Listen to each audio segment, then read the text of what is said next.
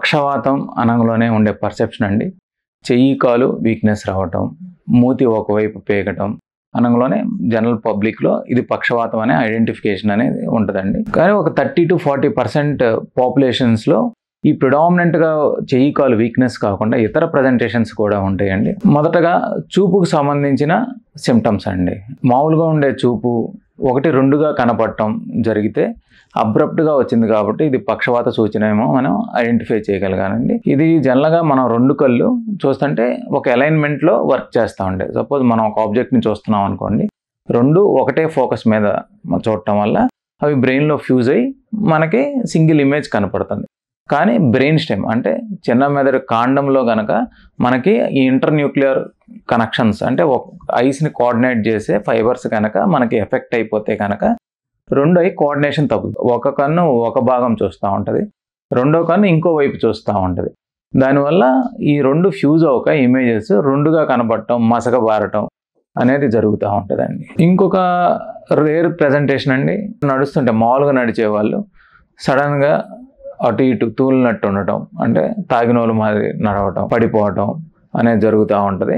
ఇది చిన్న మెదడులో వచ్చే పక్షవాతం వల్ల సడన్గా బ్యాలెన్స్ ప్రాబ్లమ్స్ అనేవి వచ్చే అవకాశం ఉంటుందండి. ఇంకా వెరీ రేర్ అండి, ఈ <5%లో ఈ ప్రజెంట్ అవుతూ ఉంటాయి.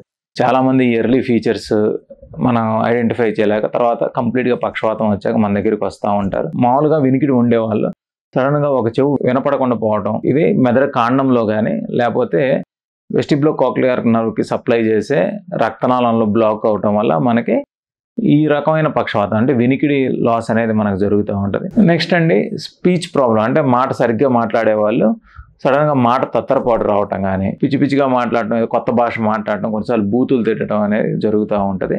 ఇది కూడా మాటకు సంబంధించిన భాగంలో పక్షవాతం రావడం వల్ల ఇలా జరగచ్చు. చాలామంది ఇలా జరిగినప్పుడు వీళ్ళు ఏదో సైకియాట్రిక్ ప్రాబ్లమ్స్తో సఫర్ అవుతున్నారని ఫస్ట్ సైకియాట్రిస్ట్ దగ్గరికి వెళ్తారు, ఆ తర్వాత న్యూరాలజిస్ట్ దగ్గరికి రావడం అనేది జరుగుతుంది. ఇంకొక వెరీ రేర్ ప్రజెంటేషన్ అండి, హెడేక్. ఎస్పెషల్లీ మనకి వెనక భాగంలో ఆక్సిపిటల్ ఏరియాలో కనుక హెడేక్ వస్తే మనం చిన్న మెదడు కానీ పెద్ద మెదడులో వెనక భాగంలో కానీ మనకి పక్షవాతం వచ్చినప్పుడు ఈ హెడేక్ ప్రజెంటేషన్ ఉంటుంది. ఇంకా లాస్ట్ అండి, సివియర్ హెడేక్ విత్ వామిటింగ్స్. ఇది మెదడులో మనకి రక్తనాళంలో ఎనురిజమ్స్ అనేవి ఉంటాయి. ఇవేమైనా చిట్లిపోవటం వల్ల రక్తస్రావం రావడం వల్ల మనకి జరుగుతూ ఉంటుంది. ఇది చాలా సివియర్ ఫార్మ్ ఆఫ్ హెడేక్ అండి. తలని సుత్తితో కొడితే ఎలా ఉంటుంది ఆ టైప్ ఆఫ్ హెడేక్ అండి. దీన్ని థండర్ క్లాప్ హెడేక్ అని కూడా అంటారండి. జనరల్గా పర్సెప్షన్ ఉన్నట్టు పక్షవాతం అంటే చెయ్యి కాలు వీక్నెస్ ఉండటం, దాంతోపాటు మూతి పేకటమే కాదు ఇతర రేర్ ప్రజెంటేషన్స్ అనేవి కూడా ఉంటాయి. వీటిని ఐడెంటిఫై చేసి ప్రాపర్ థెరపీ అనేది మనం తీసుకోగలగాలి.